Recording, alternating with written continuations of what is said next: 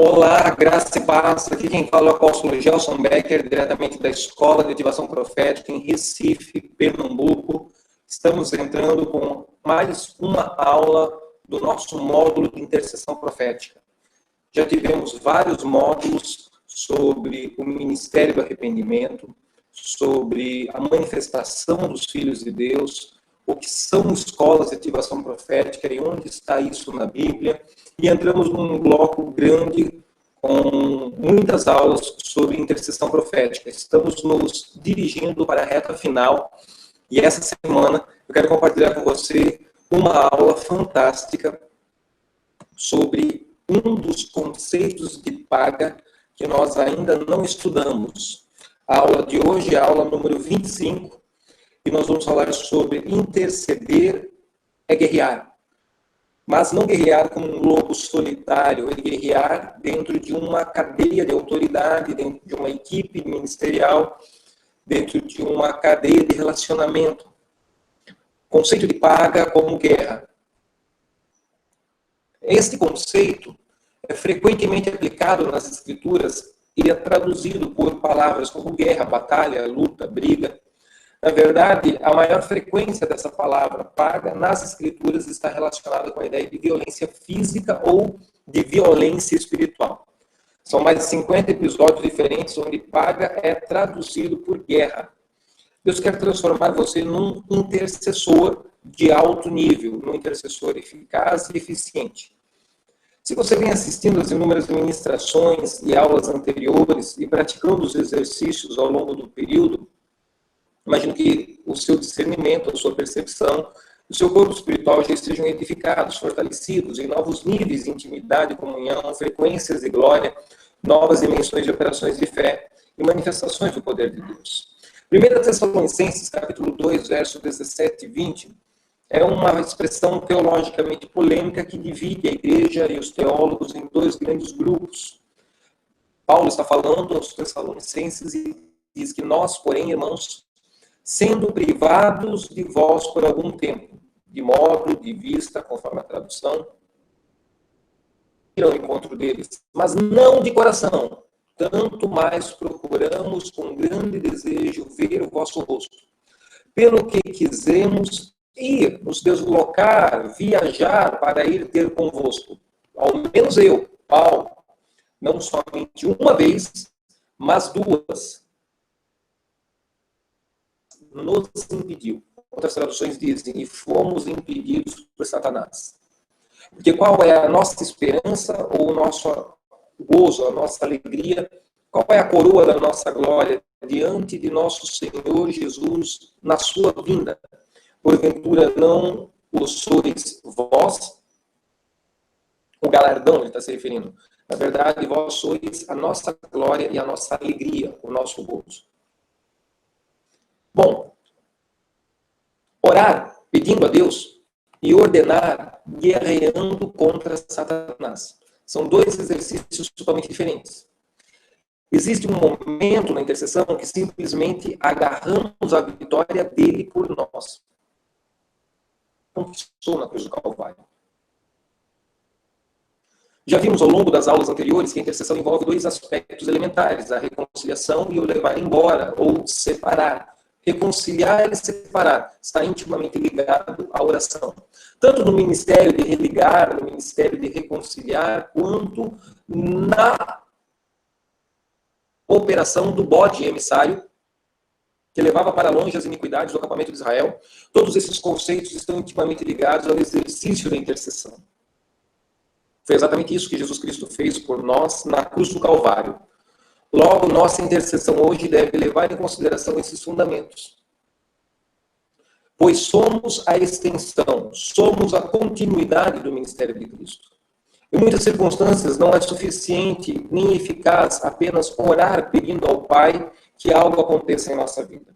Existem orações que Ele já autorizou, já liberou dos céus, os anjos ministradores já receberam ordem para executar uma resposta na terra, porém existe uma resistência cósmica, maligna, demoníaca, uma rede organizada de principados, potestades, espíritos dominadores desse mundo tenebroso, no segundo céu, no cosmos. Também já falamos sobre isso em aulas anteriores. Algo semelhante àquela experiência de Daniel capítulo 10, onde a vontade de Deus foi resistida no cosmos por príncipes demoníacos ligados à Pérsia e posteriormente à Grécia. Foi necessária uma oração perseverante por parte de Daniel em seu jejum de 21 dias, mas o que poucos cristãos percebem é que esse tipo de oração não significa ficar 21 dias orando ao Pai e pedindo-lhe sempre a mesma coisa 3 vezes ao longo de cada dia. Não. É um outro nível de intercessão e é uma dimensão de oração de guerra, onde você começa dirigindo suas palavras ao Pai Eterno e apresentando-se com humildade, como um filho, trazendo diante dele a sua necessidade, mas persevera e guerreia o restante do período, dando comandos e guerreando e lutando a fim de destruir as forças malignas que se opõem na terra e nas regiões espirituais. Forças espirituais demoníacas que se opõem à vontade de Deus e se opõem à sua necessidade. A vitória de Jesus sobre as forças das trevas é um fato já consumado. Porém, Deus procura por intercessores na terra que agarrem essa vitória pela fé e a apliquem nas mais diversas circunstâncias de sua vida, até que aconteça nas regiões espirituais um confronto, uma explosão, uma colisão, uma batida de frente com as forças das trevas que estavam resistindo, que estavam impedindo tanto a mim quanto a você de recebermos aquilo que muitas vezes já foi verbalizado do trono da glória de Deus, já foi liberado da presença do Senhor.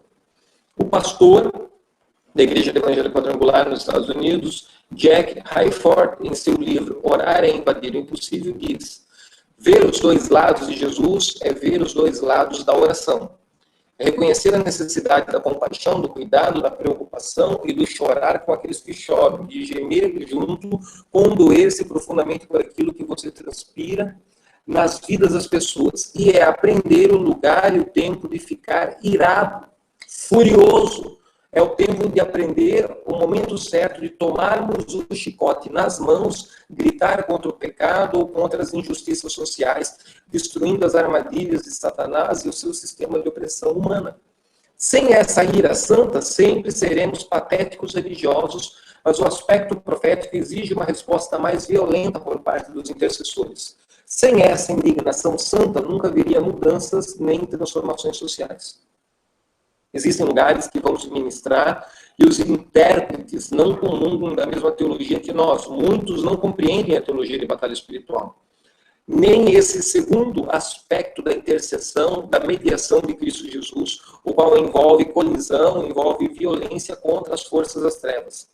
Sentem-se maduros em transferir para Deus a responsabilidade daquilo que Deus já designou através da sua palavra, que é a nossa tarefa e a nossa responsabilidade para fazermos e trabalharmos aqui na Terra. Essa aula não é uma aula necessariamente sobre batalha espiritual. No futuro teremos um módulo específico sobre essa matéria. Porém, existe um aspecto da oração intercessória que, para liberar o poder de Deus na terra, é necessário primeiro colidirmos com o diabo e seus demônios nas regiões intermediárias celestes, cósmicas. Vamos apenas nos limitar por hora ao aspecto de batalharmos através de uma intercessão perseverante, até que todas as circunstâncias ao nosso redor sejam alinhadas com a perfeita vontade do coração de Deus. Prepare-se para colidir. Paga como batalha espiritual. Paga envolve guerra, batalha, colisão violenta. Em muitos textos, paga é traduzido por violência ou guerra. Juízes 8, 21. Então disseram Zeba a Salmuna: levanta-te e acomete-nos, porque qual homem tal a sua valentia? Levantou-se, pois, Gideão e matou a Zeba e a Salmuna e tomou os ornamentos que estavam nos pescoços dos seus camelos. Leia também 1 Samuel 22, 1 a 19 e 2 Samuel 1, 11 a 16. Todos os textos em que a palavra paga está sendo traduzida pelo conceito de guerra-luta. Paga envolve guerra. Só existe uma maneira de encarar o impossível, e é invadindo ele. Não com um bonito discurso teológico, filosófico ou retórico, como exegese uma homilética precisa, não. Nem boas expectativas, não com ira, nem com resignação, não através de autocontrole estoico, mas com violência. E a oração provê o veículo desse tipo de violência. É uma violência profética. Tentar separar a guerra da intercessão, nós iremos fazer em detrimento de nós mesmos. Muito tempo e energia são gastos em tratar sintomas, quando em muitas situações a causa real é um problema espiritual de ordem demoníaca. Porque nós não lutamos contra carne ou sangue, mas sim contra os principados, potestades, contra os poderes desse mundo de trevas, contra as hostes espirituais da iniquidade, da maldade, do pecado, conforme a sua tradução, nas regiões celestes, Efésios 6:12. Devemos evitar da ênfase exagerada a Satanás e os seus demônios, mas em muitas igrejas caem no outro extremo da mesma imaturidade. Dar nenhuma ênfase, dar nenhuma atenção à realidade do mundo espiritual e ao fato de que existe uma resistência demoníaca à vontade de Deus, a mim, a você, a igreja, ao processo de implantarmos o reino de Deus na Terra. Os dois extremos são imaturos, os dois extremos são bobinhos. O preço da ignorância é muito caro. Eu quero que você risque e rabisque 2 Coríntios 2, verso 11, 1 Tessalonicenses capítulo 2, verso 18. Correlacione esses dois textos na sua Bíblia. Essa falsa presunção teológica custa muito caro para o corpo de Cristo ao longo da história. E para isso vos escrevi também, para por esta prova saber se sois obedientes em tudo. E a quem perdoardes alguma coisa também eu, porque o que eu também perdoei, se é que tenho perdoado, por amor de vós o fiz na presença de Cristo, para que não sejamos vencidos por Satanás, porque não ignoramos os seus ardis, os seus desígnios, os seus planos, as suas estratégias. Ora, quando cheguei a Troade para pregar o Evangelho de Cristo e abrindo-se-me uma porta no Senhor, não tive descanso no meu espírito. Ele perdeu a paz, porque não achei ele meu irmão Tito, mas despedindo-me deles, parti para a Macedônia. Esta é a Almeida Corrigida Fiel, 2 Coríntios, capítulo 2, versos 9 a 13. Vamos ver a versão Almeida revisada em imprensa bíblica. E a quem perdoares alguma coisa, também eu, pois o que eu também perdoei, se é que alguma coisa eu tenho perdoado, por causa de vós o fiz na presença de Cristo, para que Satanás não leve vantagem sobre nós, porque não ignoramos as suas maquinações. Agora vamos ver a versão nova VI, Nova Versão Internacional, ainda no mesmo referência bíblica, 2 Coríntios 2, 10 a 13. Se vocês perdoaram a alguém, eu também perdoo. E aquilo que perdoei, se é que havia alguma coisa para perdoar, perdoei na presença de Cristo, por amor a vocês, a fim de que Satanás não tivesse vantagem sobre nós, pois não ignoramos as suas intenções. Quando cheguei a Troade para pregar o Evangelho de Cristo, vi que o Senhor me havia aberto uma porta, ainda assim não tive sossego no meu espírito, porque não encontrei ali meu irmão Tito, por isso me despedi e fui para a Macedônia. Ok. Basicamente, ele correlaciona o não perdoar com dar brecha para Satanás. O não perdoar com ser impedido, ser resistido, Satanás tomar vantagem sobre nós, porque não perdoamos, porque pecamos. Existe, sim, mesmo depois do novo nascimento, lavado e remido pelo sangue de Jesus, uma possibilidade do diabo tomar alguma vantagem em relação ao crente. Não porque o diabo é mais poderoso do que Deus, mas porque a legalidade e a ilegalidade, o pecado ou a remissão do pecado são portas de acesso para algumas circunstâncias da nossa vida. Os judeus que mataram a Cristo, desse o contexto de 1 Tessalonicenses 2, 16, 8, sobre esse conceito, ele desenvolve o seguinte narrativa. Nos impedem de pregar aos gentios as palavras da salvação, a fim de encherem sempre a medida de seus pecados, mas a ira de Deus caiu sobre eles até o fim. Nós, porém, irmãos, sendo privados de vós por um momento de tempo, de vista, mas não do coração, tanto mais procuramos com um grande desejo ver o vosso rosto. Por isso, bem quisemos uma e outra vez ir ter convosco, pelo menos eu, Paulo, mas Satanás nos impediu. Esta é a versão Almeida Corrigida Fiel. Vamos ver a versão Almeida Revisada da Imprensa Bíblica. Versículo 18 de 1 Tessalonicenses 2. Pelo que quisemos ir ter convosco, mas pelo menos eu, Paulo, não somente uma vez, mas duas, e Satanás nos impediu. Vamos ver a Nova Versão Internacional. Quisemos visitá-los, eu mesmo, Paulo, quis, e não apenas uma vez, mas duas. Satanás, porém, nos impediu. Vejamos alguns conceitos do texto original. Ignorar, ágnio, desígnios, noema, vantagem, pleonecteu. Em 2 Coríntios, capítulo 2, verso 11, temos a palavra grega ágnio, traduzida por ignorar, a palavra noema, traduzida por desígnio, mas também poderia ter sido traduzida por pensamentos. Em resumo, o versículo está dizendo, não seja sem entendimento quanto à maneira como Satanás pensa. Essa poderia ser uma tradução loira, uma tradução perfeitamente correta para 2 Coríntios 2:11. Como os desígnios de Satanás, ou como Satanás pensa. Está correta as duas possibilidades de tradução. A palavra noema também poderia ser traduzida por planos, esquemas, tramas ou projetos. Vejamos como o versículo ficaria se inseríssemos a tradução loira, todos os sinônimos, segundo o branquelo que vos fala. Não seja sem entendimento quanto à maneira que o seu inimigo pensa e opera, seus planos, seus esquemas, suas tramas ou seus projetos. Compreender os esquemas demoníacos inseridos nas culturas e nos diversos padrões de comportamento pecaminosos da humanidade nos auxilia a discernir os demônios que operam e atuam em determinadas situações. Não creio ser muito relevante ficar gastando energia em decorar longas listas de demônios e seus nomes. Em nossa cultura, eles se apresentam como um determinado nome e em outras culturas o mesmo demônio se personifica com nomes diferentes. Mas compreender e saber diferenciar os algoritmos da maldade, os arquétipos malignos ou simplesmente corresponder pelas escrituras como funciona o esquema de Jezabel, por exemplo, nos auxilia a fazer uma aplicação pastoral prática nas diversas circunstâncias do dia a dia em que esse algoritmo, esse sistema se reproduz muitas vezes.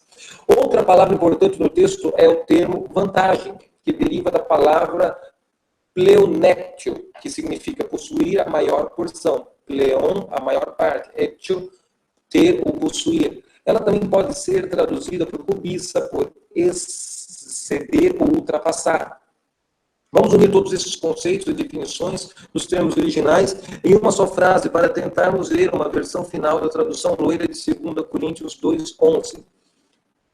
Na medida em que nós formos ignorantes das maneiras pelas quais o nosso adversário, o inimigo, pensa e opera seus planos, esquemas, tramas, projetos, nessa mesma proporção ele vai obter lucro sobre nós, oprimir-nos, defraudar-nos do que é nosso e ter ou possuir a maior porção de vantagens. 30, 50 anos atrás, a igreja era muito ignorante em relação a Satanás e ao seu modus operandi. E ele obteve uma significativa vantagem em muitas áreas da sociedade, em muitas áreas do funcionamento do país e do próprio funcionamento teológico das igrejas. Por exemplo, nas escolas públicas nacionais, no ensino bíblico cristão, sendo proibido ou sendo constrangido de ser proclamado em sala de aula. Era comum começarmos as aulas com orações, hoje isso é uma aberração. Isso com certeza não é o Deus dos céus que está promovendo dentro do atual modelo de educação. São demônios. Como resultado disso, temos uma sociedade sincretizada pelos falsos conceitos da nova era. É proibido orar e ler a Bíblia na escola, mas é permitido induzir e sugestionar e levar os alunos para cerimônias de culto africano, em nome de uma dívida cultural com o afrodescendente. Sem problema nenhum de estudar e conhecer o culto africano, contanto que também seja apresentado versões e opiniões criacionistas para serem comparadas com o darwinismo evolucionista. Há o problema de estudar as duas teorias. Por causa do nosso falso zelo e falsa santidade, a igreja saiu pregando que a televisão era do diabo e tal proclamação de fato se cumpriu. Parece que é uma profecia da imaturidade da igreja. Grande parte das mídias de comunicação foram lideradas pelos filhos das trevas. Agora, 50 anos depois, estamos lutando, guerreando, trabalhando e fazendo batalha espiritual para reobtermos aquilo que nunca deveríamos ter perdido, nunca deveríamos ter aberto mão. Tudo por causa de uma teologia cega, muda, surda, burra e retardada. Vejamos agora 1 Tessalonicenses 2,18. Paulo perdeu a vantagem e Satanás obteve lucro sobre o apóstolo em sua guerra contínua para espalhar o evangelho. Por isso quisemos ir até vós, pelo menos eu, Paulo, não somente uma vez, mas duas, contudo Satanás nos impediu e barrou o caminho. Isso desconstrói toda a superstição protestante que ensina que Satanás não pode nos fazer nada de mal, a não ser que Deus permita, que melhor seria nos ignorar os demônios e nem dar atenção às suas obras malignas. Deus não ignora Satanás, muito menos nós também não deveríamos ignorá-lo. A batalha na mente, essa arte reflete muito bem isso. A luta entre você e os pensamentos inflamados do inimigo. Deus e o diabo não estão em guerra. Nós aqui estamos em guerra com o diabo. Mesmo estudando o livro de Jó, concluo que Satanás no ser real, existe sim a personificação do mal. Ele hoje ainda possui algum poder sobrenatural, porém o poder de Satanás e os demônios possui um limite. E a melhor parte é que Deus, o nosso Deus, quem estabelece esse limite para o poder de Satanás. Ele permite que toque em Jó, mas o mesmo Deus estabelece até onde pode tocar, não lhe tirará a vida. Ele estabelece um limite para esse poder das trevas. O fato de Satanás ter obtido uma pequena vantagem não quer dizer que esse modelo é um modelo de obediência constante de Satanás. O fato de Satanás ter obedecido a esse limite na narrativa do livro de Jó, imposto por Deus na história, não significa que Satanás sempre obedeça os limites que Deus estabelece ao longo das Escrituras. Lembre-se que ele se rebelou e derrubou um terço dos anjos que se uniram a ele nessa rebelião. Apocalipse capítulo 12 fala sobre isso. Nos descreve como foi sua derrota nos céus e como ele foi derrubado e caiu na terra. Diariamente eu vejo Satanás fazendo muitas coisas que Deus não permite. Pois seria uma imaturidade exegética pegarmos um único texto bíblico fundamentado na história de Jó e afirmarmos que os filhos de Deus estão imunes aos ataques ou resistências demoníacas única e exclusivamente por terem recebido a Jesus como seu Senhor e Salvador. Embora essa experiência seja muito importante, ela é apenas o primeiro passo para entrarmos no reino de Deus. A fé salvadora em Jesus não é o todo, é apenas a porta do aprisco. O reino de Deus é muito maior que apenas a experiência da salvação. O único sentido no qual podemos afirmar que Deus permite que tudo que acontece na Terra seja da vontade dele, é que ele criou leis e estabeleceu princípios, como, por exemplo, a semeadura e a colheita, a causa e o efeito, o livre-arbítrio dos homens, que governam a Terra com justa justiça, ativam a bênção. Caso contrário, automaticamente a maldição se manifesta. Satanás também conhece essas leis universais estabelecidas por Deus para inflamar, incitar a natureza pecaminosa do homem e destruir toda a paz e toda a boa ordem designada, planejada, arquitetada por Deus. Certamente que Deus estabeleceu o ciclo das chuvas, mas através do pecado do homem, ao poluir, ao desmatar, ao destruir, a ganância pelo dinheiro, a criação pode ter sofrido inúmeras desvantagens, inúmeras consequências, inúmeros efeitos colaterais. E tenha toda certeza que existem muitas catástrofes meteorológicas cujo agente catalisador são demônios. É a natureza humana gananciosa, inflamada por demônios, praticando e quebrando princípios, que traz a morte de milhares de inocentes. Pode ter certeza que isso não é a vontade perfeita, soberana de Deus. Não. Isso é a imaturidade da alma humana incitada, inflamada por demônios que desobedecem a Deus e que incitam, e que destroem e que conspiram. É preciso desligar os vínculos com as trevas, mesmo depois da conversão. Alguns casos em que Satanás continuou prevalecendo na vida de cristãos genuínos. Eu, pessoalmente, já atendi uma centena de cristãos genuinamente nascidos de novos. Alguns batizados no Espírito Santo e até operando em dons espirituais, outros ainda protestantes e sem a experiência de falar em línguas ou de profetizar. Porém, o elemento comum a todos esses casos de libertação era que, embora todos fossem genuinamente convertidos, batizados nas águas e tivessem frutos, evidências de novo nascimento, sempre havia uma área de compulsividade pecaminosa em que eles não conseguiam experimentar a graça nem o poder de Deus. A grande maioria dos cristãos consegue experimentar o poder de Deus em sua saúde física ou na restauração familiar, porém na área financeira parece que o agir de Deus é muito mais lento. Ou talvez a teologia que tenha moldado as suas convicções de fé sobre finanças esteja errada, poderia estar equivocada. Lembro-me de um amigo que, em sua experiência com Jesus, foi tão intensa que toda a sua família desejou se converter e congregar na mesma igreja logo no primeiro mês. Porém, ele era inconstante em todos os seus caminhos. Ele não parava mais que 3 ou 4 meses em nenhum tipo de emprego. Estávamos numa vigília de oração, o profeta revelou que ele tinha 5 demônios familiares o perseguindo e fechando todos os caminhos financeiros dele. Até falou os nomes dos demônios, porém nós ignoramos aquela profecia e fizemos piada do tal profeta quando fomos comer na lanchonete. Embora o profeta intercessor tenha acertado no discernimento profético e orado, amarrando e ordenando a quebra daquela maldição, ninguém no grupo de jovens pentecostais honrou aquela palavra. Pois mais tarde, nós fizemos chacotas e ridicularizamos aquele profeta com aquela revelação. Aproximadamente 1 ano depois desse fato, apliquei meu coração a orar pela vida financeira desse meu amigo. E, novamente, agora em sonho, Deus me mostrou ele dentro de uma gaiola de passarinhos, sendo torturados por 5 demônios ao redor dele. Ele gostava muito de criar pássaros, era colecionador desses pássaros raros que cantavam e até participava de concursos. No primeiro momento, tentei racionalizar o sonho, achando que fosse algo da minha mente. Mas ao acordar, lembrei-me da profecia que havíamos desprezado e feito chacota 1 ano atrás. Marquei um encontro de oração com ele. Ao começar a orar por ele, pedimos perdão por termos desprezado aquela revelação e discernimento profético. E Deus falou comigo dizendo que era para mim parar de dirigir as nossas orações a Ele, a Deus, o Pai. E era para começar a dar ordem aos demônios que ainda insistiam em tirar vantagem da falta de entendimento bíblico revelado, do entendimento bíblico doutrinário equivocado que em nossa mente havia sido formado tanto pelos protestantes quanto pelos pentecostais. Isso era totalmente contrário à minha formação bíblica, pois eu havia acabado de vir de uma igreja luterana que não acreditava na existência de Satanás. E estava começando a caminhar com um grupo de pentecostais que diziam ser impossível o diabo tocar em alguém depois da sua conversão.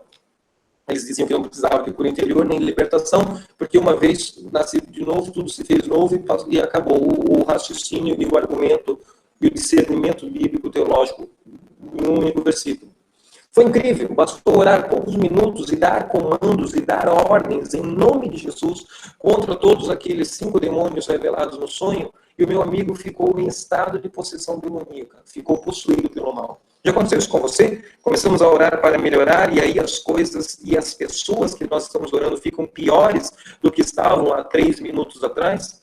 Ficou possuído, em estado de possessão demoníaca mesmo. Exorcizei em nome de Jesus e ao voltar à consciência dava para ver no semblante dele evidências de libertação.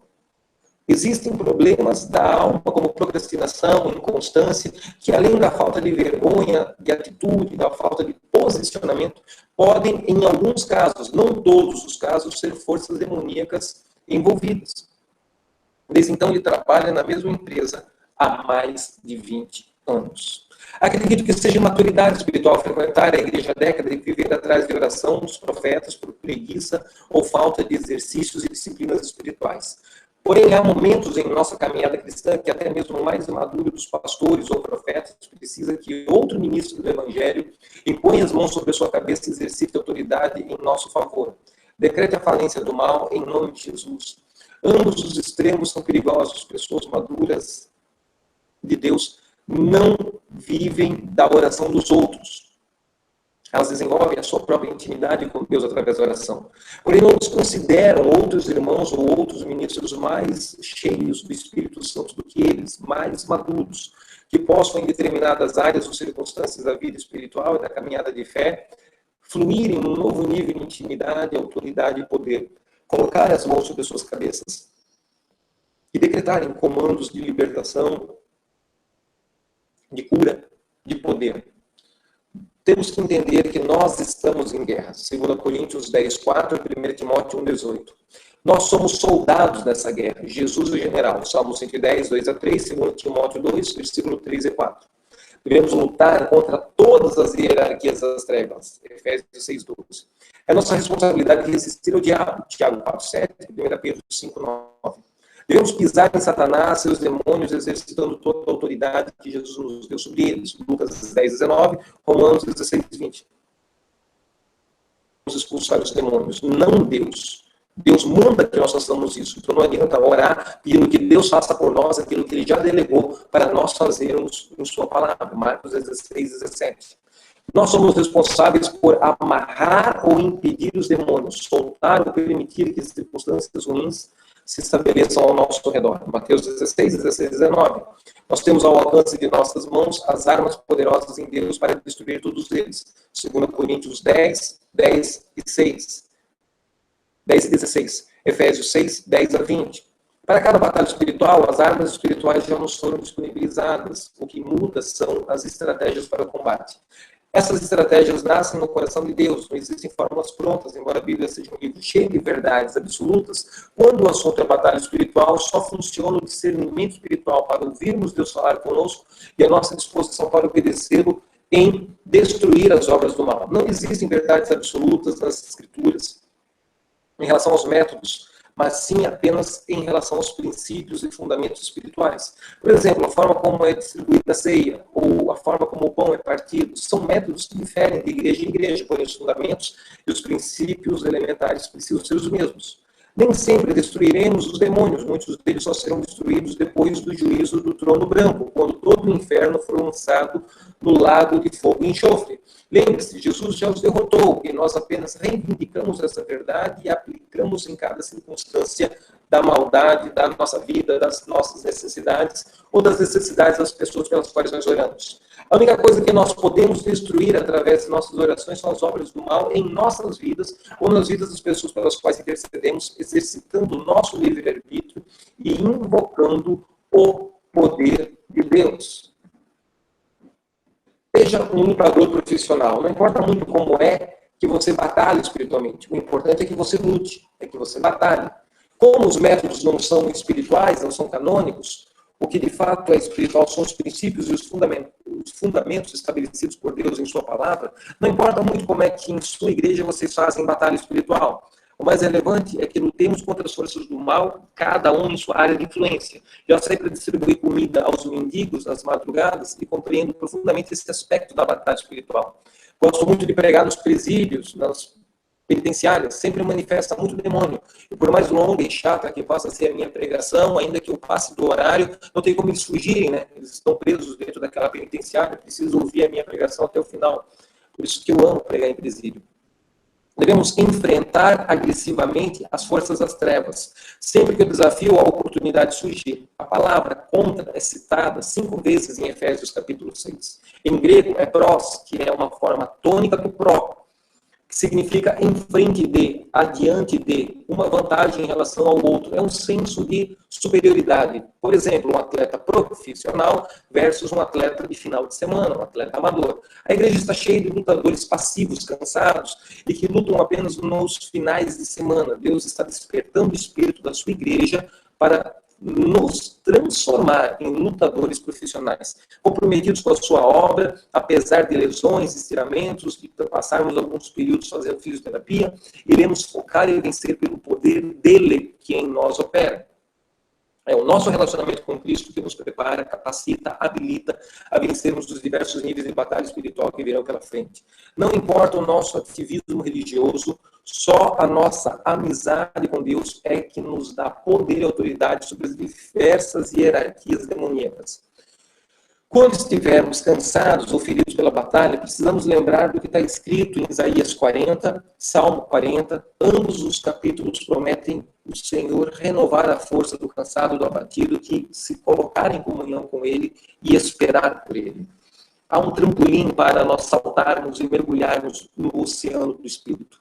A nossa devoção a Cristo é o trampolim para todos esses novos níveis de intercessão, de guerra, de colisão e de batalha. Muitas das nossas orações de guerra nasceram de nossas necessidades, ao invés de terem nascido de nosso exercício devocional de esperar com fé em íntima comunhão com o Senhor. Frequentemente a guerra espiritual surge a partir da adoração. É do nosso esperar em Deus que muitas vezes surge a guerra da oração. A simplicidade de Maria, a qual escolheu a melhor parte, deve ser o trampolim para tudo o que fazemos ou realizamos no reino de Deus. Caso contrário, cairemos no ativismo religioso, sem vida e sem autoridade espiritual. 2 Coríntios 11:3 diz: mas temo que, assim como a serpente enganou Eva com a sua astúcia, assim também sejam de alguma sorte corrompidos os nossos sentimentos, as faculdades do homem espiritual que estão embotadas e não conseguem mais discernir, cauterizou. E se apartem da simplicidade que é em Cristo. Quanto maior for a revelação que recebermos do Senhor, maior será a nossa devoção. Quanto maior as árvores, maiores e mais profundas serão as suas raízes. Assim também, quanto maior a nossa influência no reino de Deus ou no corpo de Cristo, mais devemos nos despir de nós mesmos para que Ele, Cristo Jesus, viva através de nós. Todo o contexto de 2 Coríntios, capítulo 11, versículo 3, é sobre engano. Em qualquer nível de autoridade e influência sobre a igreja, podemos nos distrair e tirar nossos olhos de Cristo, colocando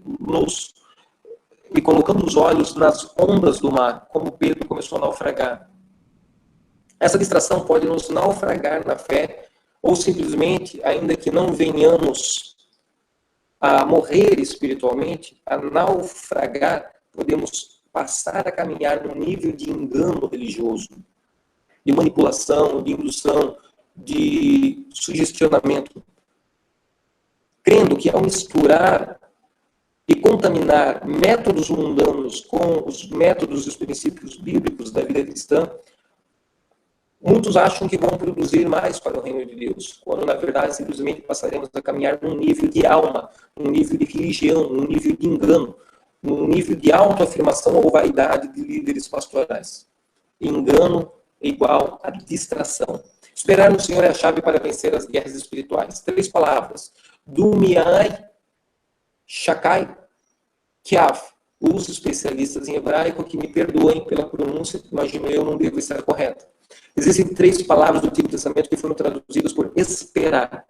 Salmo 62, 1-2. Dumiai, Shakal, Shakar. Salmo 42, 2. E Salmo 63, 1. E Kiav, Salmo 27, 14, Isaías 40, 31.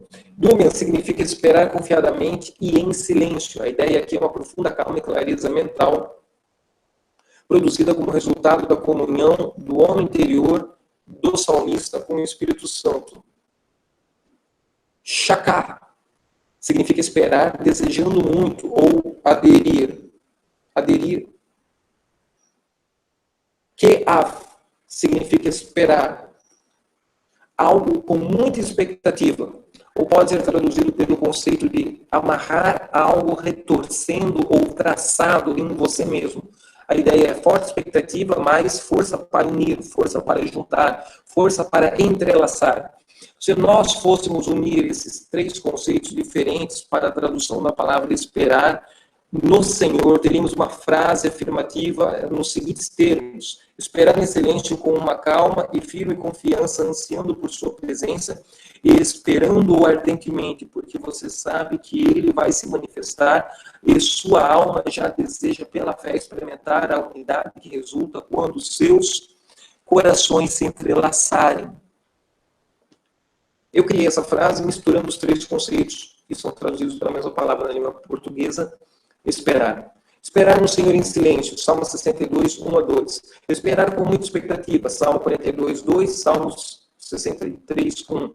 Esperar entrelaçado ao Senhor, Salmo 27, 14, Isaías 40, 31. Rápida leitura dos textos bíblicos para bombardear a tua alma com o código e com a palavra de Deus. A minha alma espera somente em Deus, dele vem a minha salvação. Ele é a minha rocha, a minha salvação, é a minha defesa, não serei grandemente abalado. A minha alma espera, algumas traduções dizem que ela tem sede de Deus, do Deus vivo, quando entrarei e me apresentarei ante a face de Deus. O Deus, tu és o meu Deus, de madrugada te buscarei, a minha alma espera, algumas traduções dizem, tem sede de ti. A minha carne te deseja muito, como uma terra seca, cansada, onde não há água. Espera no Senhor, anima-te, e Ele fortalecerá o teu coração. Espera, pois, no Senhor. Mas os que esperam no Senhor renovarão as forças, subirão com asas como águias, correrão e não se cansarão, caminharão e não se fadigarão. Esperar no Senhor é o segredo. Salmo 37, 7, 9 e o Salmo capítulo 37, versículo 7, 9 E o versículo 34 do Salmo 37 demonstra como esperar no Senhor com fé. É uma atitude de guerra ativa na oração, e não um esperar passivo, assistindo televisão ou navegando na internet. Descansa no Senhor, espera nele. Não te indignes por causa daquele que prospera em seu caminho, por causa do homem que executa astutos intentos, porque os malfeitores serão desarraigados, mas aqueles que esperam no Senhor herdarão a terra. Espera no Senhor e guarda o seu caminho, e te exaltará para herdares a terra. Tu o verás quando os ímpios forem desarraigados. Quando já não conseguimos mais esperar no Senhor, nossa fé vai desfalecendo pela angústia e ansiedade, e acabamos orando semelhante ao salmista no Salmo 70. Apressa-te, ó Deus, em me livrar. Senhor, apressa-te em ajudar-me. Fiquem envergonhados e confundidos os que procuram a minha alma, voltem para trás e confundam-se os que me desejam mal, virem as costas como recompensa da sua vergonha, os que dizem, ha, ha, ha, ha. Folguem e alegrem-se em ti todos os que te buscam e aqueles que amam a tua salvação. Digam continuamente, agradecido seja Deus. Eu, porém, estou aflito e necessitado. Apressa-te por mim, ó Deus. Tu és o meu auxílio, o meu libertador. Senhor, não te detenhas. Veja, que eu não sei como você está se sentindo hoje. Não sei como você está se sentindo ao conectar-se conosco para esta aula, mas eu sei que o Senhor tem uma operação e uma atmosfera de unção para renovar as tuas forças, tirar o cansaço. E esta atitude de esperar em Deus é muito mais do que uma atitude passiva. Esperar em Deus com fé é guerra. Esperar em Deus com fé, confiadamente, entrelaçando a tua alma com o Senhor, tornando-se um só espírito com o Espírito de Deus, a esperar a Deus em silêncio, esperar a Deus com forte expectativa, como uma alma que tem sede, que ao cheiro das águas corre ao encontro do Senhor. Essa atitude de esperar com fé é guerra e é uma atitude de violência espiritual interior. Ainda que no mundo físico você não esteja desesperado, saindo por aí num ativismo louco, dentro de você está esperando com expectativas sobrenaturais. E ativa, não passiva. Muitos irmãos ficam frustrados com Deus porque Ele não nos livrou dos milagres, mas na hora que tinha que esperar nessa frequência de glória, de fé ativa, eles não esperaram nem pensar em Deus, nem focar os olhos em Deus, não focaram. Foram para a internet, foram para a televisão, foram para um monte de bobagem, foram para a pornografia, foram falar fofoca, foram murmurar e falar mal da autoridade pastoral que Deus estabeleceu sobre a sua vida. E isso aborda os milagres que estavam em processo de gênese na vida dessas pessoas. Então, entenda que esperar no Senhor não é mera liturgia ou passividade, é guerra ativa. Existem coisas, circunstâncias e momentos que tudo parece bom, porém sem unção. Temos que vencer a síndrome da Marta nos nossos dias, em nossos ministérios, em nossas famílias. Lucas 10, 39, 42 diz que tinha esta uma irmã chamada Maria, a qual assentou-se também aos pés de Jesus. Ouvia a sua palavra. Marta, porém, andava distraída em muitos preparativos, serviços. Essa palavra aqui também é ministério. E, aproximando-se, disse, Senhor, não se te dá de que minha irmã me deixe servir só? Diz-lhe que me ajude. E respondendo Jesus, disse-lhe, Marta, Marta, estás ansiosa e afadigada com muitas coisas, mas uma só é necessária. Maria escolheu a melhor parte, a boa parte, a qual não lhe será tirada. Essa palavra traduzida por distraída, no original, significa andar em círculos. E o mesmo termo utilizado para preparativos ou serviços, em outras referências bíblicas, foram traduzidas por ministério. Em outras palavras, estar espiritualmente distraído pode levar-nos a caminhar em círculo no ministério e não obter resultados significativos para o reino de Deus. Até genuínos ministérios podem, ao longo do processo de crescimento, guerra, batalha espiritual, perderem o foco de tudo aquilo que originalmente era simples e alegre. Corre o risco de passar a ser um peso, uma obrigação, uma rotina sem vida ou simples liturgia religiosa, fazendo-os arrastarem-se em círculos. Longos períodos de intercessão em guerra espiritual ou oração de confronto com as trevas também pode se tornar um peso, uma fadiga, uma fadiga de compaixão. E sutilmente nos encontrarmos lutando com os demônios, quando na verdade eles já foram derrotados e nossos maiores obstáculos é a nossa própria alma ou a nossa própria natureza pecaminosa, adâmica. Um outro extremo, que também é frequente, é nos apanharmos orando a Deus, insistindo que Deus nos conceda a resposta de orações que Ele já respondeu, que já foram liberadas do sala do trono, que Deus já disse, ok, receba aí na terra. Porém, está havendo uma resistência nas regiões intermediárias, nas regiões celestes, no segundo céu, no cosmos. Semelhante à experiência de Daniel, capítulo 10, que tudo que Deus espera é que ordenamos aos demônios que soltem, que saiam, que caiam por terra. Tanto um exemplo quanto o outro estão praticamente corretos e assustadoramente errados. Discernir o equilíbrio entre pedir a Deus e ordenar os demônios é a chave para paga, colisão. Parece que não podemos deixar que nossas responsabilidades na igreja se tornem legalistas ou cheias de um falso senso de santidade, nem de uma carnalidade liberal. Não podemos permitir que nos tornemos tão ocupados por Ele ao ponto de não termos mais tempo para estarmos com Ele. Isto é a principal evidência que a batalha espiritual se tornou um inbox com a própria sombra. E muito tempo atrás já nós perdemos a conexão e o discernimento de Deus e ninguém nos avisou. Eu já fiquei preso a esses algoritmos cíclicos de improdutividade, tanto na vida empresarial quanto na vida ministerial. Glória a Deus pela vida de instrumentalidade de alguns profetas, alguns pastores que foram usados para puxarem a orelha, um tapa ungido e me exortarem, fazendo-me retornar ao caminho do arrependimento. Sempre que entramos em batalhas espirituais nascidas em nossas próprias almas, nos sentiremos cansados e sobrecarregados na intercessão, na oração, na guerra espiritual. Precisamos aprender a esperar em Deus e, a partir dessa plataforma de intimidade e comunhão com Ele, receber a sua direção para nossas orações estratégicas. Maria escolheu a melhor, a boa parte, ágatos. Isso nos será tirado. Ágatos significa bom e proveitoso, útil para algo específico, benéfico para algum propósito bem definido. É diferente da palavra kalos, que também é traduzida por bom ou por melhor, mas não tem a ideia e o sentido de propósito específico. É apenas bom e acabou o conceito. Muitas vezes nossas igrejas parecem boas, mas parece que não temos um propósito bem definido, bem específico, bem revelado. Há um momento em nossas mentes que não adianta ouvir o pastor falar no púlpito para convidarmos os amigos para o culto da próxima semana. Parece que estamos presos a uma rotina de improdutividade. Tudo parece bom, mas apenas bom. Esse é o problema. Temos que ser muito mais do que bons. Temos que ter um propósito superior do que apenas ofertar para pagar o aluguel do templo ou o salário do pastor. Quando a guerra de oração para pagar o aluguel do templo nascer de nossa espera e confiança no Senhor, esta oração não nascer de nossas necessidades almáticas, os resultados serão superiores e nossas antigas petições por dinheiro irão, de uma forma sobrenatural, sobrar. Assim como foi na pesca maravilhosa, em que usaram o método, a estratégia e o tempo de Jesus para ter um resultado financeiro extraordinário.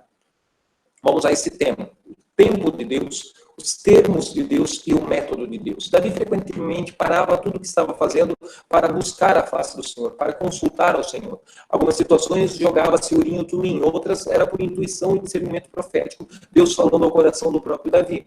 Nós temos que nos preocupar com o diabo, não temos que viver em função dele, mas temos que nos preocupar em agradar ao nosso Deus. Não temos nenhuma responsabilidade com o diabo, não nos movemos em função dos termos e das condições estabelecidas pelo diabo. É Deus quem escolhe e determina o momento certo e os termos da batalha espiritual. Temos que estar com nossos olhos no Senhor e não no diabo, para discernirmos o mover de Deus e, na hora certa, abrir nossos lábios na terra e decretar a falência dos planos de Satanás. Não seja como uma mula ou um jumento teológico, cheio de sofismas em seu sistema de crenças, dizendo que ninguém precisa orar por nada na terra, pois tudo acontece automaticamente pela soberania de Deus. Não foi essa a estratégia de Josué para conquistar Jericó. E certamente também não será transferindo responsabilidade aos anjos que obteremos as nossas conquistas e respostas de orações pessoais. É necessário orar e colidir com as trevas, sim, mas nossos olhos devem estar fixos no Senhor e não ficar olhando para Satanás. Lembre-se que em Gênesis 3,15 é o próprio Deus quem estabelece os termos deste conflito. Tu lhe ferirá a cabeça e esse lhe ferirá o calcanhar.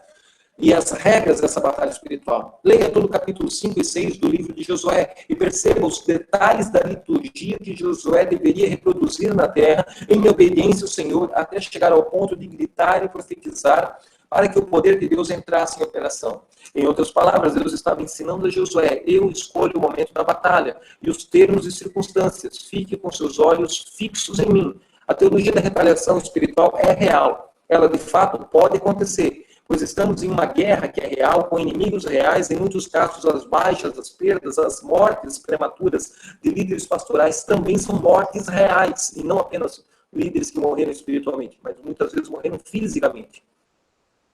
Com pastores e intercessores morrendo de acidente de carro, doenças e catástrofes.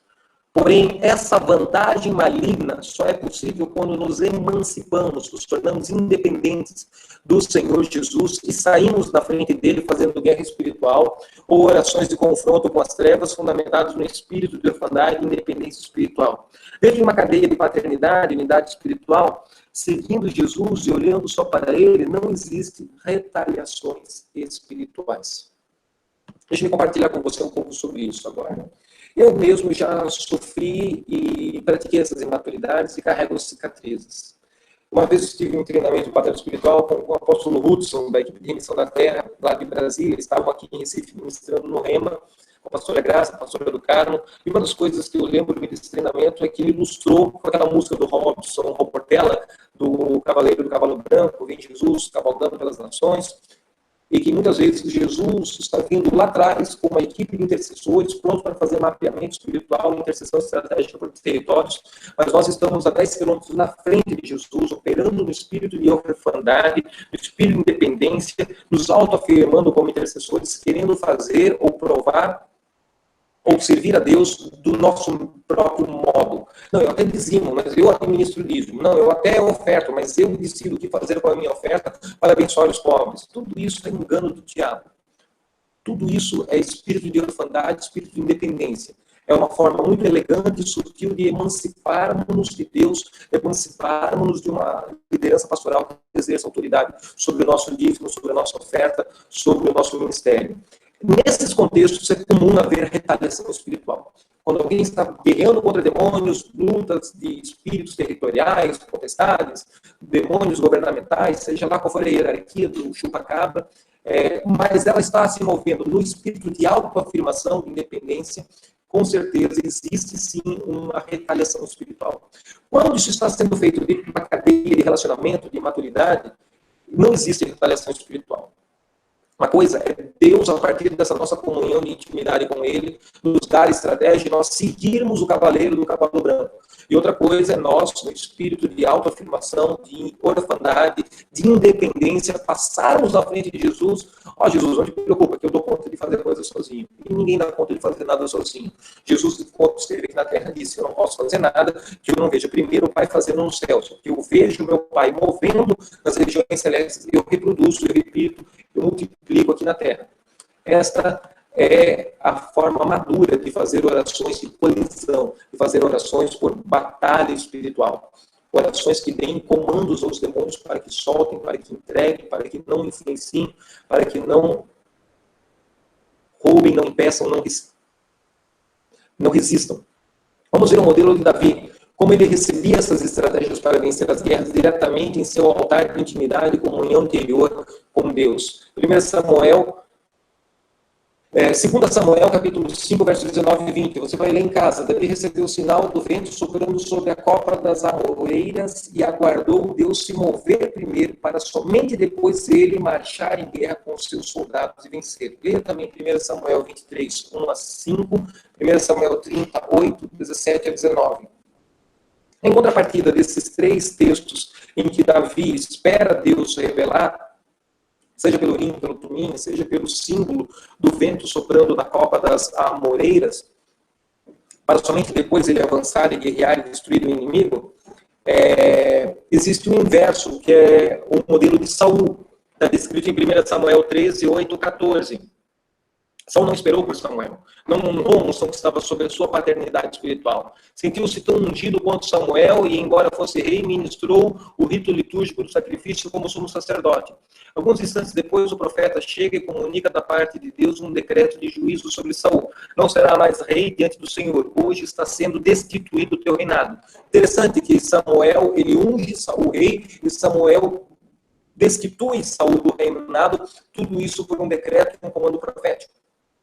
Às vezes, Deus irá nos revelar que, para vencer determinada situação, devemos levantar um altar de 24 horas de adoração.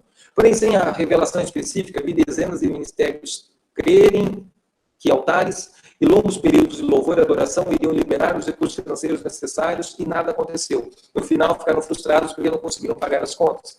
Pois nem sempre a estratégia que Deus revela para uma pessoa será a mesma estratégia para todas as demais. É necessário essa intimidade e esse altar de comunhão pessoal. Eu, particularmente, já entrei em guerras onde a estratégia que Deus me revelou foi pegar todo o dinheiro e ofertar 100% num ministério que eu nem conhecia, nem celebrava muito, nem gostava muito daquele cara. 10, 15 dias fora de casa pregando, no final das últimas 3, 4 dias de pregação, Deus disse, olha, pega toda a oferta que você juntou e ao invés de pagar as contas em casa, e ao invés de cobrir as despesas do ministério, ao invés de fazer manutenção para o site e imprimir livros e pagar DVDs, oferta na vida daquele pastor. E eu nem gostava muito desse pastor, eu não gostava. Mas ao fazer esta atitude, liberou na minha vida um fluxo de provisão financeira infinitamente maior, superior do que aquele que eu havia juntado ao longo de vários dias pregando. Na minha vida isso deu certo e funcionou. Porém, isso foi uma experiência pessoal minha com Deus. Tenho visto muitos cristãos genuínos frustrados, pois ofertaram sem tudo, sem discernimento, sem a estratégia, sem a palavra rema, somente no Logos, e nada de sobrenatural aconteceu. E hoje, então, eles estão feridos, achando que os sacrifícios financeiros não funcionam. Não duvido que Deus possa mandar você urinar em monumentos de sua cidade para demarcar um território. Só duvido que isso seja uma doutrina para todos no corpo de Cristo fazer. Creio que pode haver uma experiência específica, louca, maluca, mas é uma coisa entre o profeta e Deus, e não uma regra para todos os ministérios cristãos, para todo o corpo de Cristo de forma geral. Toda estratégia de conquista relatada nas Escrituras sempre trazem com elas códigos e cetros de autoridade.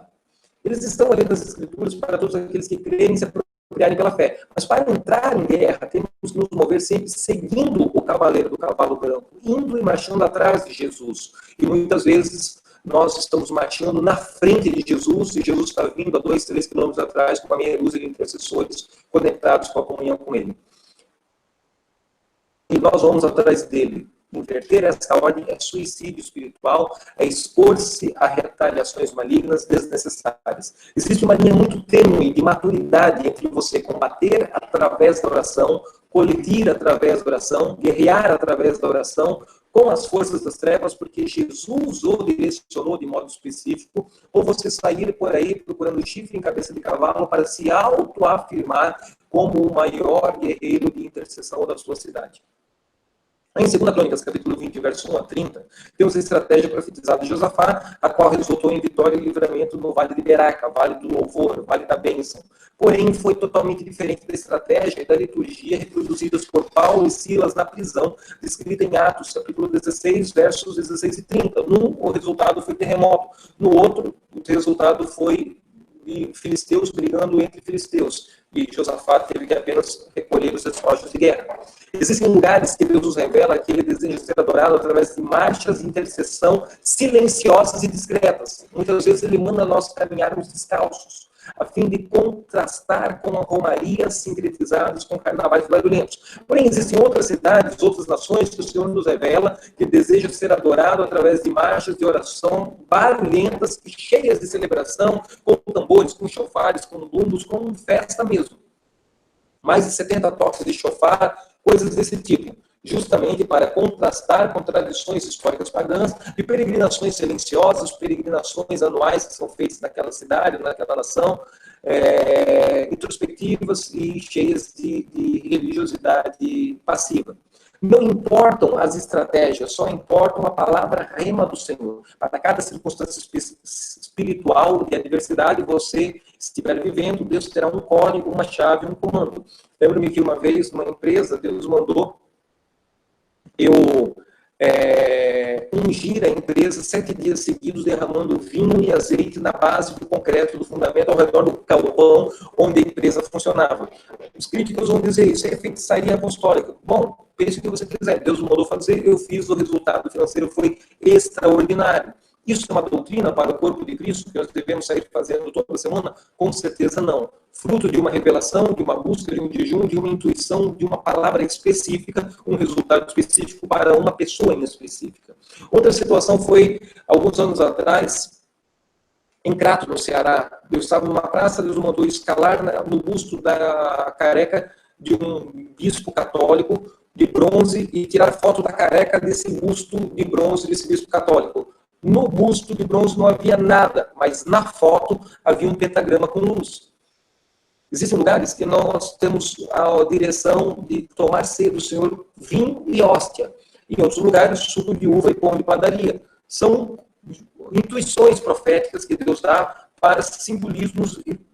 A chave, na verdade, não está no símbolo, está na nossa disposição de obedecer ao símbolo e ao comando que Deus nos deu. A partir dessas fotos da careca do bispo com o pentagrama, começamos a pesquisar a história dele e a fazer um mapeamento espiritual de Crato, uma cidade que antecede Juazeiro do Norte, no interior do Ceará. Toda guerra espiritual sempre será uma guerra por adoração, seguida de paga, ou orações de ataque ao inimigo, de uma colisão, de uma ruptura. Sempre que Cristo for entronizado, invocado, exaltado, os demônios serão destronados das regiões celestes. Não devemos dedicar muita energia aos demônios. Nossa conversa é com Jesus. Porém, não podemos ser covardes e abraçar uma teologia de que não é necessário dirigir palavra de guerra contra os demônios, pois isso é outro extremo da mesma estupidez, da mesma bobagem, da mesma imaturidade. Sempre que exaltarmos o Filho, a serpente será envergonhada. Em muitas ocasiões, o Espírito Santo irá direcionar os intercessores a praticarem atos de justiça, atos de amor, perdão, bondade ou até mesmo de restituição. E sempre é muito bom termos ao alcance de nossas mãos bacias com águas e toalhas para lavarmos os pés das pessoas desconhecidas e enxugarmos elas, praticar o evangelho da toalha. Pedidos de perdão seguidos por identificação, conforme vimos nas aulas sobre a regra dos 9. Sempre que possível, a oração de concordância com a maior expressão possível do corpo de Cristo, no perímetro geográfico, é muito eficiente para abrir os céus e liberar as atmosferas angelicais na terra. Existem pesos de intercessão que virão sobre você para discernir e romper sozinho. De intercessão para orarmos em equipe, buscarmos um ou mais parceiros de oração, para que juntos venhamos a interceder por certas causas e circunstâncias, até que todos recebam a evidência e o discernimento do rompimento espiritual.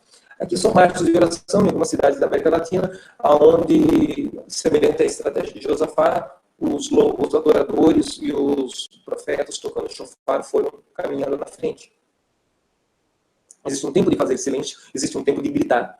Períodos que Deus nos manda silenciar para não abortar aquilo que Ele está gerando em nosso espírito. É o caso de Zacarias, pai de João Batista. Por causa da incredulidade, do poder que ele carregava como sumo sacerdote nos seus lábios, ele iria falar coisas ruins sobre a experiência de gestação de Maria, de Jesus, do nascimento virginal e a própria fecundação de Isabel e a vinda de João Batista. Para que ele não abortasse, pois ia tentar racionalizar e entender a experiência mística da vinda de João Batista, é melhor ele ficar calado, para não soltar nenhuma palavra contrária, nenhuma palavra negativa. Deus teve que mandar o anjo tocar na boca dele, para ele ficar mudo. Só ao término que ele volta a falar. Existe tempo de apenas visualizarmos o poder da fé em silêncio introspectivo, mas no instante certo teremos que obedecer ao comando do nosso general e gritar com todas as forças. Não importa se você gosta de gritar ou se você não gosta de gritar na igreja. Deus está plantando batata, porque você gosta ou não gosta. Ou você obedece e corresponde, ou você se lasca. Teremos que encontrar dentro de nós a violência, a força profética necessária em nosso interior para profetizar, para gritar, para soar, para aplaudir, para declarar a queda das muralhas, a queda da Babilônia, a queda de Jericó. Muitos cristãos genuínos, por uma construção teológica equivocada, foram enfeitiçados a pensar que nunca necessitarão gritar a Deus em oração, pois Deus não é surdo. Ora, ninguém grita a Deus porque Deus é surdo. gritamos com as circunstâncias, não aplicamos violência em nossas palavras, porque Deus é surdo. Justo pelo contrário, gritamos com violência profética para que o nosso homem espiritual saia da caverna do medo, da passividade, da dúvida, da incredulidade, da religiosidade e ative o fluxo do poder de Deus em nosso interior. Atacamos o inimigo e gritamos com ele, gritamos conosco mesmo. O salmista frequentemente falava com a sua própria alma. Zorobabel gritou palavras de bênçãos para uma montanha. Zacarias 4:7. Josué e seus soldados gritaram no 7º dia, depois da 13ª volta ao redor das muralhas de Jericó, e elas caíram ao chão. Josué 6:16. O exército liderado por Gibeão gritou, e o poder de Deus entrou em operação. Juízes 7:20. Jesus gritou na cruz, e Jesus sabia que o Pai não era surdo. Mateus 27:50. Israel gritou quando a arca da aliança estava sendo transportada para um lugar novo. Números 10:35, Salmo 68:1. O rei Joás foi exortado duramente por Eliseu, exatamente por não ter gritado na hora que tinha que ter gritado, não ter feito violência profética na hora que precisava de violência profética. Atirou poucas flechas sem força e sem violência profética alguma, 2 Reis 13:14-19. Então o profeta diz: tu ia destruir totalmente os filisteus, mas porque você foi frouxo nesse simbolismo profético, vai destruir somente e parcialmente. Quando os portais espirituais se abrem, aquilo que fazemos no físico reflete um paralelo espiritual no mundo profético. Temos por direito, mas não temos de fato. Temos que aprender a tomar posse e a proteger a nossa herança. Satanás já está derrotado. Nós não o rederrotamos. Apenas reapresentamos a vitória de Jesus Cristo na cruz do Calvário. Todas as escrituras bíblicas estão cheias de códigos proféticos espirituais. Por exemplo, João capítulo 1, verso 12, diz que aqueles que recebem a Jesus, Deus o poder de serem feitos filhos de Deus. Mas isso acontece por causa de uma experiência de fé em Jesus, não porque é automático, é universalista. O acesso a isso é universal, mas a experiência é individual. Isso é um fato real já consumado. Porém, não acontece apenas por pecadores terem uma necessidade. É necessário misturar a fé, a verdade escrita nesses textos sagrados para ativar em nossas vidas a verdade correspondente, o código espiritual relacionado a esse texto bíblico. Do mesmo modo, Gálatas já nos garante que Jesus se fez maldito em nosso lugar e levou sobre si as nossas maldições, o que não implica na crença supersticiosa de que essa verdade já seja uma realidade em sua vida. É necessário orar fundamentado nesses textos e verdades bíblicas, a fim de ativarmos a unção correspondente em nossa experiência pessoal. Tudo o que fazemos através da intercessão é uma extensão e reapresentação daquilo que Jesus já consumou na cruz do Calvário. Cristo executou paga contra a serpente e atacou esmagando sua cabeça, conforme descrito em Gênesis 3:15. A palavra para a cabeça é rosh, e também significa autoridade ou liderança. Cristo esmagou a cabeça, a liderança, a autoridade da serpente, morrendo e ressuscitando em nosso lugar. O Salmo 2, verso 9, diz que o Messias, com vara de ferro, as regerá e as despedaçarás como um vaso de oleiro. Essa palavra, reger e despedaçar, tem essencialmente o mesmo significado de rosh, ou seja, esmagar a cabeça. Foi uma derrota total de Satanás e de seus demônios. Logo, aquilo que Cristo já consumou por nós, temos a obrigação de nos apropriar por fé, liberar e executar nas mais diversas circunstâncias do nosso dia a dia. Ele já proveu para nós e devemos operar nessas verdades por fé, ativando os códigos espirituais em nossas vidas e ministérios. Esse mesmo princípio aparece no conselho de Paulo ao jovem Timóteo, em 1 Timóteo 6,12. Combate, ou algumas traduções dizem, milita o bom combate, a boa milícia da fé. Tome posse da vida eterna, para a qual também foste chamado, tendo já feito boa confissão diante de muitos testemunhos. Ora, será que Paulo não sabia que Timóteo já havia aceitado Jesus publicamente com a sua avó Loide? Claro que Paulo sabia da confissão de fé de Timóteo. No entanto, novamente, ele lembra da importância de tomar posse da vida eterna. Ou seja, o que é tomar posse da vida eterna para o crente em Cristo Jesus? É ativar pela fé as verdades relacionadas a essa experiência pessoal. A palavra aqui para tomar posse é epilambanomai. Epilambanomai não é nome de margarina. É traduzido por tomar posse da vida eterna. Significa tomar um território. Epilambanomai está ligado ao conceito de Josué, do Israel natural, de guerrear para tomar posse de uma promessa de um perímetro geográfico profetizado a eles. Embora o Israel natural tinha a promessa da terra de Canaã, só desfrutou efetivamente dessa promessa depois de lutar e guerrear para conquistar fisicamente a terra. e destruir os inimigos idólatras. Do mesmo modo, todo ser humano tem potencialmente o direito de morar no céu, pois o sacrifício de Jesus foi universal por toda a humanidade, mas só experimentará de fato este céu, esta experiência de novo nascimento pela salvação, se pela fé, receber a revelação da obra redentora de Cristo Jesus na cruz do Calvário e caminhar na dimensão dessa verdade. Nossa herança em Cristo é um fato consumado, mas só desfrutamos dela fundamentados em obediência e em ações correspondentes. Isso não é automático, porque há uma necessidade ou há um potencial de bênção profético nas Escrituras.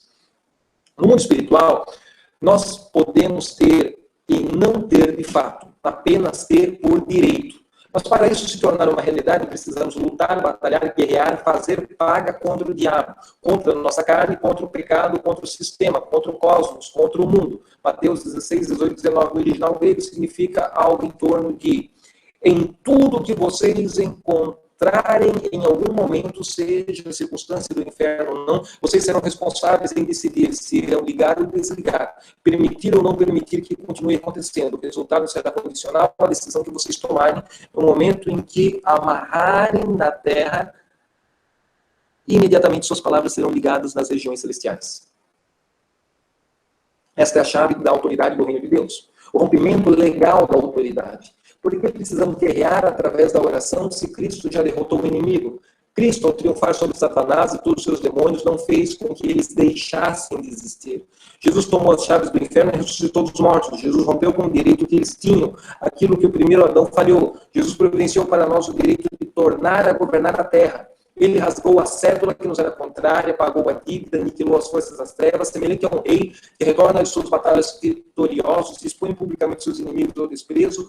Assim foi a morte e a ressurreição de Jesus, o que não implica no fato de Satanás ainda existir e continuar operando no mundo. Jesus comissionou a igreja a ir estabelecer o reino de Deus na terra. Satanás não está em guerra com Jesus, muito menos com Deus Pai Todo-Poderoso. Mas Satanás está em guerra comigo e com você, com a igreja.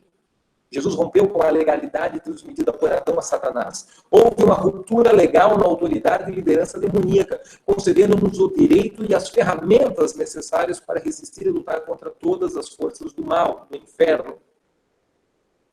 Satanás só será definitivamente destruído depois do juízo do trono branco, quando ele, o falso profeta, e todo o inferno forem lançados no lago de fogo e enxofre. Não devemos viver com medo das trevas. Maior é o Espírito Santo que opera e habita em nosso interior, mas também não podemos subestimar o fato de Satanás continuar operando na mente dos que foram mal doutrinados, ou tiveram sua fé fundamentada sobre superstições católicas, protestantes ou pentecostais. A Bíblia não diz que Jesus nos libertou do poder de Satanás, mas diz que ele nos libertou da autoridade de Satanás, ou seja, exousia, autoridade. Somos livres e temos todos os recursos ao alcance de nossas mãos para não ficarmos passivos e não aceitarmos que Satanás exerça nenhum tipo de autoridade sobre nossas vidas, famílias, igrejas, cidades, pois Cristo já triunfou sobre ele. Isto exige o exercício do nosso livre-arbítrio, não é algo automático. Não pense que Satanás irá obedecer, ele é derrotado e é sujo, é desobediente. Ele continua desobedecendo hoje, mesmo sabendo que não tem mais autoridade, que não pode, mesmo assim ele nos ataca, manipula, dispara dardos na mente, rouba, atua na vida de aqueles que pecam e tenta incitar ao pecado aqueles que estão em santidade. O qual nos tirou da potestade das trevas, exousia, libertou do império das trevas. São as duas traduções que tem. Império das trevas, potestade das trevas. Da autoridade de Satanás. E nos transportou para o reino do seu Filho, do seu amor. Colossenses 1,13. Lucas 10,19. Eis que vos dou o poder, a autoridade, conforme a tradução. A palavra no original é a mesma, exousia. Para pisar serpentes e escorpiões, de toda a força ou todo o poder dunamis do inimigo, nada vos causará dano algum. Colossenses 2, 14 a 15. Havendo riscado a cédula que era contrária a nós, nas suas ordenanças, a qual de alguma maneira nos era contrária, e atirou por meio de nós, cravando-a na cruz e despojando. Essa palavra despojando é deixando nu, tirando a roupa, desarmando. Apekduomai. Apekduomai é deixar Satanás nu, deixar Satanás desarmado. Os principados e potestades, os expôs publicamente e deles triunfou em si mesmo, Ou umas traduções dizem que dele triunfou na cruz. Jesus desarmou e despiu todos os poderes das trevas, triunfou sobre eles na cruz. Isso significa que agora, enquanto igreja, teremos que lutar sim, teremos que guerrear com toda certeza, mas agora temos que lutar e guerrear contra um inimigo já derrotado, que está nu, despido e desarmado. Foi isso que Jesus fez no Calvário por nós. Poder nunca foi a questão em discussão entre Deus e Satanás. O próprio Satanás sabe que Deus é mais poderoso do que ele. O próprio Satanás, quando se apresenta diante de Deus para acusar a Jó, se prostra, se humilha. Satanás tem poder, mas é Deus quem coloca limite para esse poder maligno de Satanás. Satanás é chamado de valente, o qual nós temos que primeiro amarrar para depois saquear as almas que estão naquela casa. Porém, Jesus é chamado do mais valente. Algumas traduções chamam ele de todo valente, conforme a tradução muda. A questão é autoridade e não poder. Sempre que pecamos, abrimos acesso ao maligno nas nossas vidas e ficamos expostos em algumas áreas de opressão demoníaca. Satanás, quando nos acusa diante de Deus, não argumenta fundamentado em poder. Ah, Deus, eu vim aqui pedir para destruir a vida do João porque eu tenho mais poder do que Deus. Não é assim que Satanás argumenta no tribunal de Deus. Ele argumenta fundamentado nos pecados que praticamos, que aquela pessoa pela qual nós estamos intercedendo está praticando, e esses pecados concedem a Satanás autoridade e acesso, portas de acesso à vida daquela pessoa. Satanás continua tendo o mesmo poder e habilidade que sempre teve. Jesus veio para nos restabelecer a autoridade que Adão perdeu e romper com a autoridade de Satanás sobre a terra, sobre a humanidade. Para esse direito já consumado e adquirido se tornar efetivo na vida de uma pessoa, ela precisa reconhecer o senhorio de Jesus Cristo através do livre-arbítrio. É uma decisão e uma verbalização pessoal. Satanás ainda anda ao derredor rugindo como leão. Ele não é leão, mas ele imita. 1 Pedro 5,8. Ao contrário do que ensinam por aí, ele ainda tem as suas presas, ele ainda mata pessoas antes do tempo e ainda continua destruindo famílias ao inflamar o potencial pecaminoso do homem. Ele ainda dispara dardos inflamados na mente, Efésios 6,16. A única coisa que Satanás perdeu foi o direito ou a autoridade de usar seu poder maligno sobre aqueles que têm a Jesus como seu Senhor e Salvador e estão em plena comunhão com o Espírito Santo. Porque se for crente, tiver Jesus e não tiver em plena comunhão com o Espírito Santo, o diabo tira vantagem. E estes, com toda certeza, os demônios não conseguirão tocar, ainda que tentem, mesmo sabendo que não podem ou não devem tocá-los. Satanás desobedeceu desde o princípio e continua desobedecendo nos dias de hoje, ao tentar de tempos em tempos tocar ou destruir até mesmo os filhos de Deus, os eleitos, os ungidos. Lembre-se, o poder opera, age, mas é a autoridade quem controla, ativa e manifesta esse poder. Em Êxodo 17, 8-13, temos uma fotografia muito interessante da batalha de Israel com Amaleque. Moisés com os braços erguidos ao Senhor, Arão e Hur segurando os seus músculos cansados, Josué lá no vale conduzindo o exército. Ora ele estava vencendo, ora ele estava perdendo a batalha. A vitória não veio pelo poder, nem pela força do exército de Israel, nem pela habilidade e instrumentalidade do líder de guerra Josué. A vitória não veio porque eles moralmente eram superiores ou estavam em mais santidade ou menos pecado do que os amalequitas. A vitória veio por uma demonstração de maior autoridade do Deus de Israel sobre os falsos deuses dos amalequitas. O cajado que Moisés segurava do alto da montanha representava uma autoridade delegada por Deus para conquistar aquele território. Estamos nos aproximando do fim da aula e eu quero falar sobre um outro equívoco teológico ligado à oração de Jacó, que lutou com o anjo. E antes do anjo ir embora, ele disse que tinha que ser abençoado. Jacó lutou com Deus, mas só venceu no instante que perdeu. Aproximando-se do Pai, tornou-se amigo de Deus. Já ouvi muitos pregadores falarem sobre o texto de Gênesis 32, 22-32, enfatizarem o fato de Jacó ter lutado com o anjo do Senhor. Muitas bobagens já foram ensinadas a partir desse texto. Em primeiro lugar, Jacó só venceu e só foi abençoado antes do anjo partir, porque primeiro ele perdeu e rendeu a sua vontade pessoal para que a vontade perfeita de Deus prevalecesse sobre a vontade dele. Segundo, Jacó e Deus estavam lutando ao longo daquela madrugada, pois buscavam coisas diferentes. Jacó buscava suprimento, provisão material para a viagem, estava com medo de Esaú alcançar e o matar. Jacó só pensava em si mesmo e em sua segurança pessoal. Deus queria fazer dele um líder, um patriarca, um líder nacional, o pai de muitos filhos. Mas, acima de tudo, Deus queria tocar no caráter de Jacó e transformá-lo em deixar de ser o usurpador para se tornar um novo homem, se tornar Israel. De modo algum, essa luta deve ser absorvida como um modelo doutrinário para a nossa vida de oração. Já falamos em aulas anteriores sobre a viúva importuna, que foi julgada pelo juiz iníquo, que teve sua petição atendida, enfatizando a importância de perseverarmos em oração até o milagre se manifestar. Mas, de modo algum, creia na sua petição de que Jacó convenceu Deus a mudar seus planos pela batalha da oração. Nossa guerra espiritual é contra Satanás e não contra o Senhor. Alguns teimosos teológicos diriam, mas o texto diz que Jacó prevaleceu. Porém, ele só prevaleceu depois de ter perdido a luta e ter saído com a coxa ferida, mancando pelo resto da vida. A única maneira de ganhar uma luta com Deus é perdendo, cedendo, perdoando, dando a outra face, caminhando a segunda milha, abrindo mão dos teus direitos. Enquanto você estiver ganhando na força da sua alma, na verdade você está morrendo, você está perdendo. Se você renunciar, certamente vencerá. Veja, Mateus 16, 24 e 26, Lucas 9, 23 a 25. Devemos nos aproximar do Pai Celestial, conforme Hebreus 4,16, 1 João 5,14, 2 Coríntios 6,1.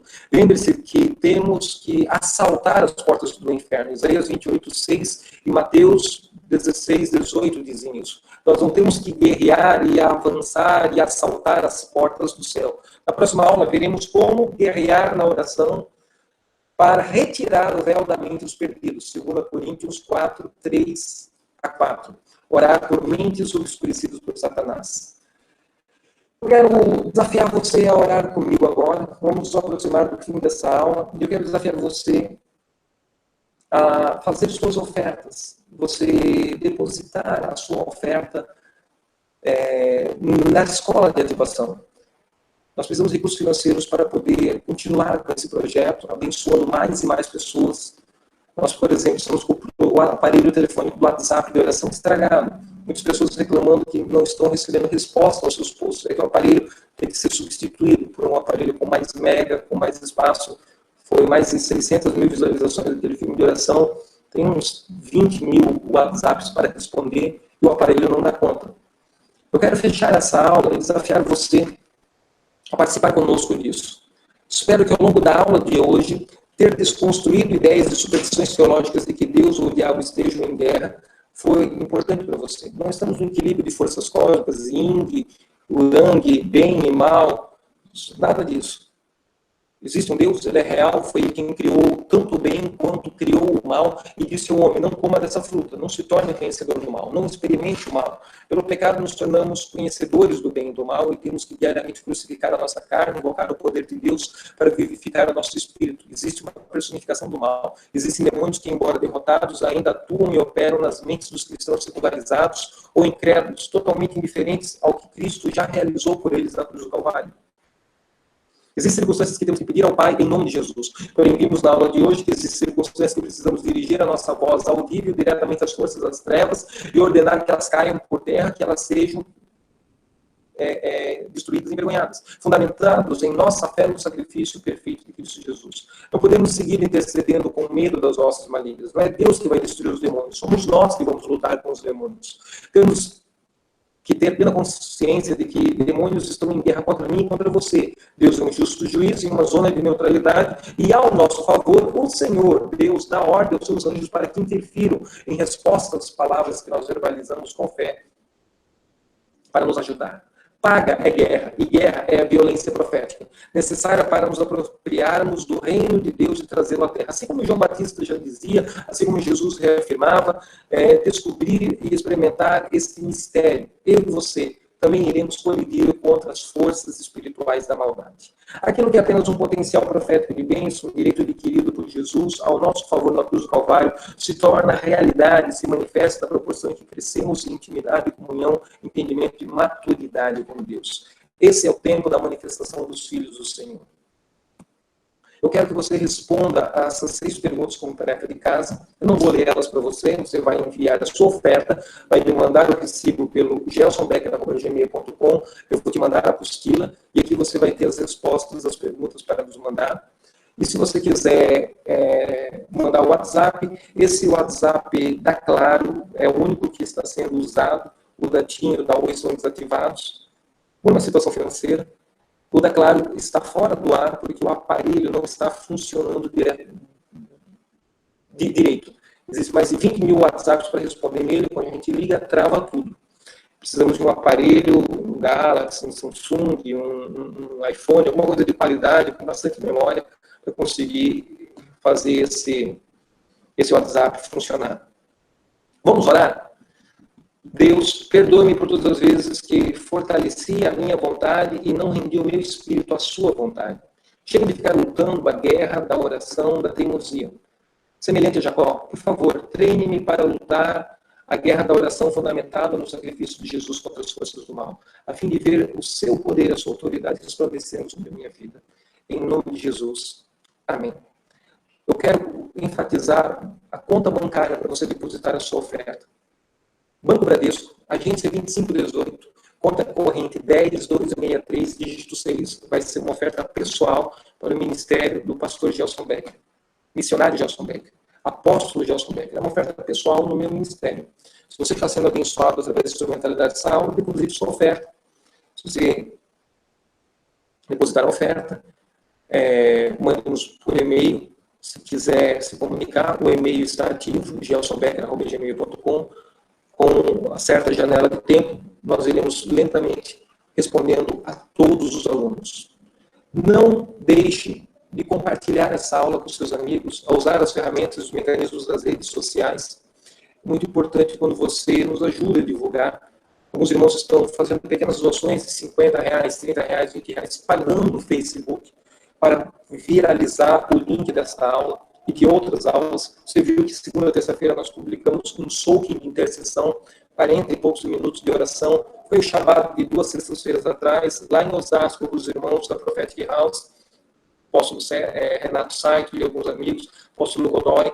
Em breve estaremos, provavelmente final desse mês, com uma turma de alunos em Diadema, São Paulo, junto com o apóstolo Alexandre Godoy, Trevisan Godoy, aulas presenciais em Diadema para quem quer ser aluno da Escola de Ativação Profética. Cada 2, 3 meses estarei passando lá para fazer imposição de mãos. Unimos isso, oração. Participe, deposite sua oferta. Precisamos desse recurso financeiro para poder continuar fazendo o que estamos fazendo e ampliar ainda mais a obra do Senhor. Deus te abençoe. Forte abraço. Até a próxima aula.